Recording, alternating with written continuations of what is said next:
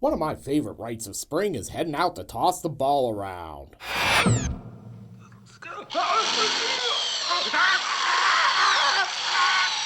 Well, maybe not like that. Welcome to Sick Flicks, where I take a deep dive into the cinematic sewer to help you embrace your inner gore geek.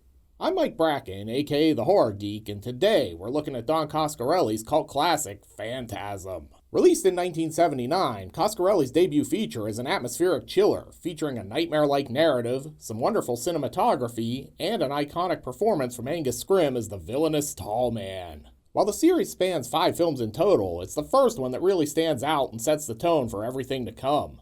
Phantasm is an unforgettable piece of 70s genre cinema, but just how gruesome is it? Let's get to the gore and find out. The film opens with an establishing shot of this creepy mortuary, and then cuts to the graveyard, where these two horn dogs are fulfilling every goth's greatest sexual fantasy. Dude kinda looks like a young James Hetfield, while the chick could be Tracy Lord's mom. I will say that doing it in the graveyard really gives you a new perspective on the whole phenomenon of calling sex boning. They finish up and he's like, "Oh yeah, baby, best 35 seconds of my life." And basically, this dude's going out with a bang, literally, because he gets a dagger in the gut before he can even wipe off. What the hell? Was he humping Squiggy from Laverne and Shirley? We then jump ahead, where Jody and Reggie are getting ready for their pal's funeral. It's hard to believe. Killed himself. He killed himself? He stripped half naked in a graveyard, pounded one out, then stabbed himself in the gut? I don't want to alarm anyone, but I think the cops in this town might be idiots. Jody heads inside and is like, "Man, I really dig all this fancy marble, but I'd have gone with a more open concept." Then he settles in to have a heart-to-heart with this wall. Sir, this isn't a drive-thru.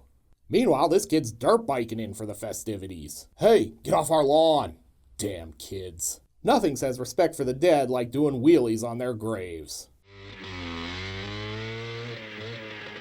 Watch this, I'm gonna donut around this headstone, then jump the mausoleum. Evel Knievel here isn't alone, but we never get a good look at what's running around the graveyard with him. Probably nothing important, right? Back inside, Jody's taking the grand tour, and he's hearing some weird noises too.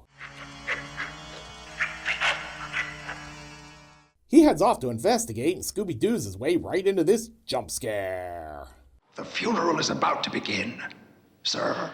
Thanks, was just trying to order a burger from that drive-thru window. Must be closed. The funeral gets underway, and I love that Jesus basically looks like a boogeyman popping up out of a cloud scaring everyone in this picture. He's all like, "Jump scare, assholes." And now it's time for some exposition from beyond the grave. It was a good idea not to let your little brother come to the funeral and see Tommy like this.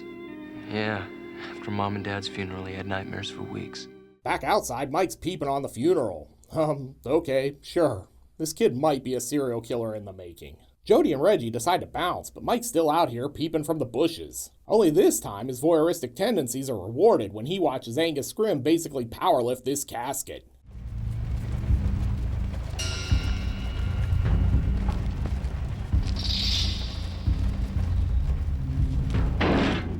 Now that's what I call a deadlift. Afterwards, Mike's off to get a new quest from the Dark Brotherhood, or maybe join a colorblind version of the Mexican Mafia. At any rate, it's nice they put the quest marker right out front. Well, I guess I better head on in and find out what quest they have for me. Sure hope it's not killing rats in the pub's basement again. Mike's here to visit Grandma. Hi, Michael. Hi, is your grandmother home? Sure, come in. First spying on the tall man, now this. I'm starting to think this kid might have a fetish for seniors. See? It's like they're already set up for a romantic candlelight dinner. Then we jump over to this driving scene. The Plymouth Hemi-Cuda, ladies and gentlemen. Amazing in a straight line, terrifying when taking a slight curve at 35 miles per hour. After they survive that ride, it's time for some exposition. But really, the creepy music makes it all better. Now that the kid's 13, I'm thinking of sending him off to live with his aunt.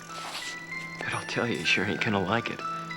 Then we get a flashback back to the cemetery. As this clearly stunt double Mike does a wheelie, the tall man basically pranks him by making him dump the bike. That Angus Scrimm. What a joker. Back at the quest hub, this mysterious box appears.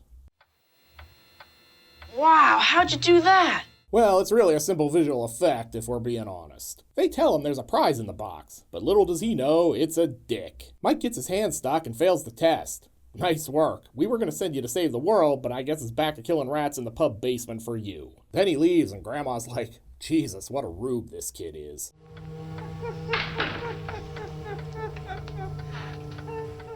After that, the ice cream man arrives. Sweet, I want a rocket pop. Oh, Reggie isn't here to sell sweet, delicious treats. He's here for an impromptu jam session. I'm just a-sitting here at midnight. The Doobie Brothers didn't really take off until Michael McDonald showed up. Also, look at that hat. That's like a 70s fedora. Might I sing you a tune, milady? Wow, we're really just gonna stop the movie for this jam session, I guess. You see, my lady left me lonely. Yes, she did. Honestly, the whole point of this scene is so Reggie can grab the tuning fork. You think I'm joking, but I'm not. Trust me. Back at the Morningside Mortuary, Spooky Girl is creeping around, and then this happens. Tall Man obviously forgot to lock the bathroom door while showering. Again. Meanwhile, Jody's off to the cantina. No, not the Mos Eisley one. They franchised this one out to the dunes. Look, I'm not gonna lie. I love that there's basically a weird disco version of the theme song playing in here.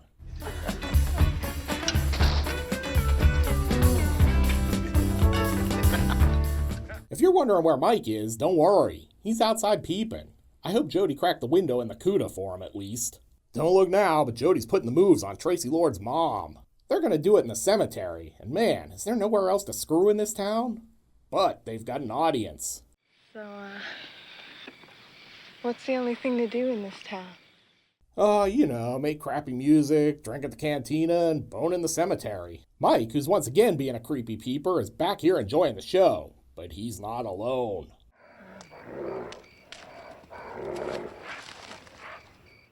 He flees, screaming like a banshee and creating a case of coitus interruptus for his big bro. What's out there? I don't know. It was little and brown and low to the ground. Gary Coleman? It's probably just a gopher in heat.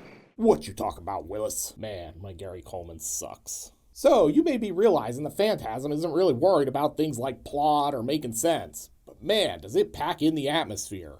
And it has really cool looking scenes like this.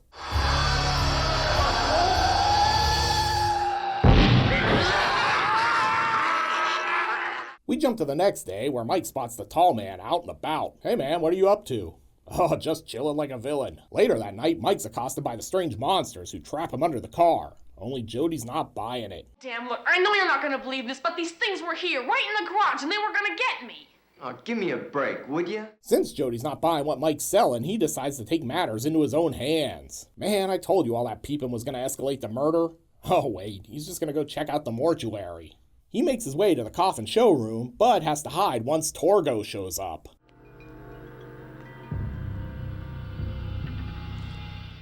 Suddenly, that hand sign outside the fortune teller's place makes a lot more sense. This is an unofficial sequel to Manos, The Hands of Fate. But hey, look at the bright side. He gets to peep while he hides.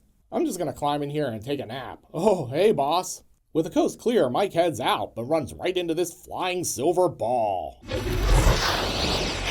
Then he backs right into this jump scare as Torgo gets him in the sleeper hold. Then, in one of Phantasm's most infamous scenes, the ball comes in to deliver the coup de grace. Too bad Mike ducks out of the way and the ball impales itself in Torgo's head.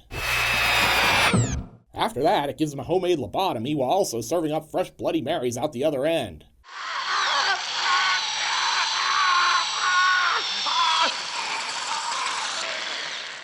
Man, this thing really went balls deep. Torgo's down for the count, but not before wetting himself. And I admire the nod to realism here, if nothing else.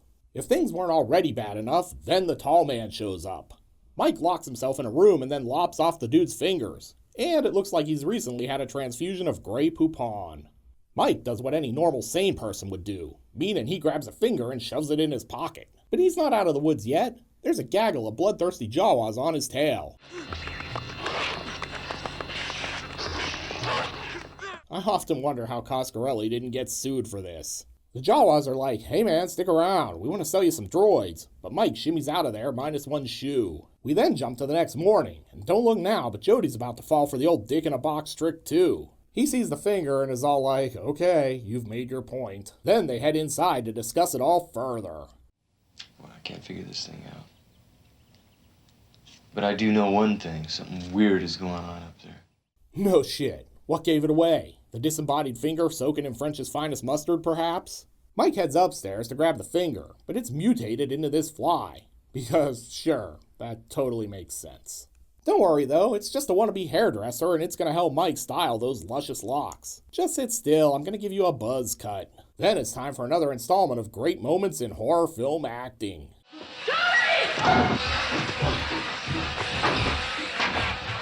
I admire his commitment to selling that this fly is pulling him around. Jody's like, hey man, let me get in on this Oscar acting too. Look, I love Phantasm, but this scene is still hilarious. They cram it down the disposal, because that's what you always do when you have a giant mutant fly in the house, I guess. Then Reggie shows up for another jam session.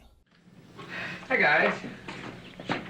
I just thought I'd come over and see what was going on before the kids got out of summer school. But there's no way that fly is actually dead. Reggie's like, damn man, acid flashback. I knew I shouldn't have done that LSD on the way over here. With that taken care of, Michael Knight here is ready to hop into Kit and get to the bottom of this mystery once and for all. Do you kids even remember Knight Rider? Let me know in the comment section below. Then he's gone.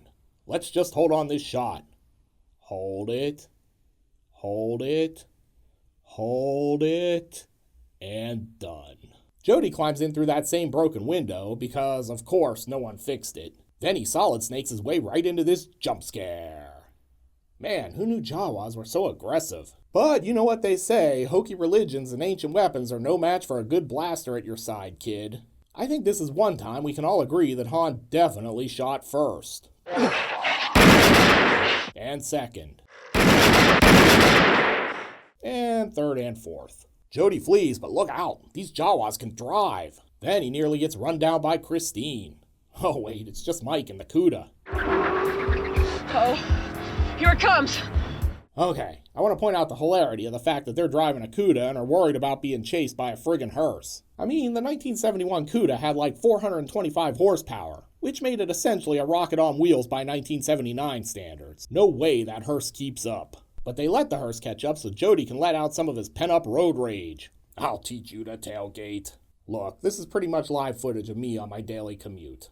After Jody kills the hearse, they come back to find this Jawa still alive. It's James Hetfield. I like that Coscarelli has to give us 2 quick flashbacks just so we know who this dude is. Hey, Reggie, we killed James Hetfield. Yeah, it is sad but true. Reggie shows up to help move the body. He's only 3 feet long. He must still weigh 200 pounds. If that's accurate, he's got a BMI of like 108. Then they store his corpse in the ice cream truck, because I'm sure that's sanitary. Back at the house, Reggie locks up and then wanders right into this jump scare. Who the hell is this lady and why is she in their house? Then they weigh options and Reggie comes up with this plan. What we gotta do is we gotta snag that tall dude and stomp the shit out of him, and we'll find out what the hell is going on up there. Whoa man, maybe lay off the caffeine. Dude's got an army of Jawas. They dump Mike at the Curious Goods antique store, which is apparently open in the middle of the night. And he finds this creepy old picture of Angus Scrimm in a Charles Dickens play.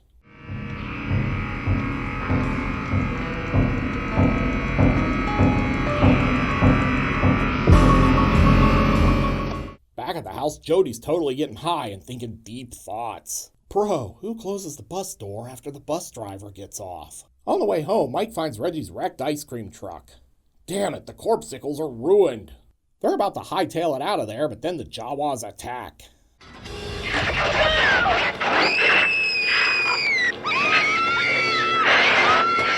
Meanwhile, Jody's still high. Bro, when you wait for a waiter, in that moment, do you not become the waiter? When we yawn, do deaf people think we're screaming? Mike makes it back home and gives Jody the lowdown. Morningside. And Reggie, too. No, not Reggie. We were gonna go on tour this summer. Jody then sends Mike to bed without supper, but the kid MacGyvers his way out with a shotgun shell and a hammer. This seems totally safe. Mike grabs the .45 and takes off, but he runs right into this jump scare. Hey Mike, it's your old pal, the tall man. Heard you might need a hand. Mike's trapped in the hearse and on the way to the cemetery, but not for long. He's still got that .45, which begs the question, why didn't he just bust a cap in the tall man's ass when he showed up at the door? No, probably because this is way more dramatic. So, if you still have no idea as to what in the hell is actually going on in this movie, don't worry. We're about to get to the climax. It's not really going to explain anything either, but yeah, just wanted to point that out. Back inside, Jody's taking up grave robbing. Sure hope that's not Nostradamus' grave from Demons. Dude, is he opening a coffin or having a tantric orgasm? That looks an awful lot like an O-face to me. While that's going on, we get this shot in ball cam. No, not like that, you pervs. One from the flying silver orb. Wonder why it sees everything in red. Maybe it's a Terminator. Don't look now, but that orb is target locked on Mike. Thank God Jody's here to do a little skeet shooting. They're about to enter the forbidden door, but first it's time for one more jump scare. Good news, everyone. Reggie's back. They can open this summer for fish after all. Now that he's back in the story, maybe he can explain what's going on. What's going on? Hey, man, I don't know. I've been hiding in a casket playing like a stiff. Or not. Then they open the door and find barrels of toxic waste. Look, everything's about to get weird. Just roll with it. Oh wait, it's just one of the rooms at the end of 2001. Jody figures out it's Jawa's in the barrel while Mike uses trick camera angles to make his hand disappear. Look out, next he'll steal your nose. Then he gets sucked in and basically ends up on Tatooine watching this conga line of Jawas carry toxic waste away.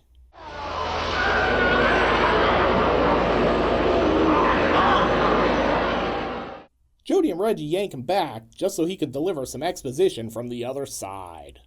The dwarves. And they gotta crush them because of the gravity. And the heat. Man, Mike, did you get into my weed stash again? So, remember when Reggie was messing around with his tuning fork and I told you it was actually important? Well, yeah, here's your payoff. And remember Tracy Lord's mom? She's still in this movie. She's about to stab Jody. Back inside, Reggie touches the giant tuning forks and breaks everything. Nice work, Reggie. He escapes, but then finds Tracy Lord's mom, who sticks him in the gut. Damn it, I already thought I lost you once, Reggie. I can't bear to lose you again, man. As he's dying, we see she's really the tall man again. What does this mean? Hell if I know. Jody and Mike get the hell out of there, then the mortuary goes all weird like the projector bulbs burning the film stock.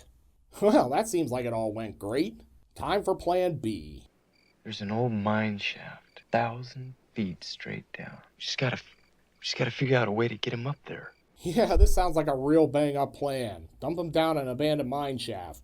Sure. Too bad the tall man has other plans. And hey, at least this gives Angus Scrimm a few more lines of dialogue. You play a good game, boy. But the game is finished. Now you die. After some more chasing, Mike leads the tall man right to the trap, sending him plummeting to his doom. Maybe he'll bump into Halloween 4's Michael Myers down there. If you thought that was the end, you're wrong. Mike wakes up and Reggie's still alive. Turns out the whole thing was a dream to help him cope with life after his parents and Jody died in that car accident. Mike, that tall man of yours did not take Jody away. Jody died in a car wreck. Or is it? Boy. Seems like this might have influenced the final shot of A Nightmare on Elm Street. So, when you get right down to it, Phantasm is really a horror film about a boy on the cusp of manhood dealing with loss and abandonment issues. Coscarelli's hazy, dreamlike narrative may not always make sense, but it's fantastic at evoking a mood. But is it gory enough to be a sick flick? Let's go to the gore card and find out. In terms of gross anatomy, Phantasm is a bit light. We've got some stabbings, the chopped off fingers, a Jawa impaled on a tree branch, and that absolutely fantastic ball to the head effect. There's definitely not a lot of gore in this one, but the ball effect is good enough to earn this one 2 barf bags out of 5 all by itself. Phantasm may not be a wall-to-wall splatterfest like most of the movies I cover, but it's definitely a genre classic and well worth checking out. Looking for something with that same sense of atmosphere but a little more splatter? Then be sure to check out my review of Hellraiser. You'll find a link to it here on the screen.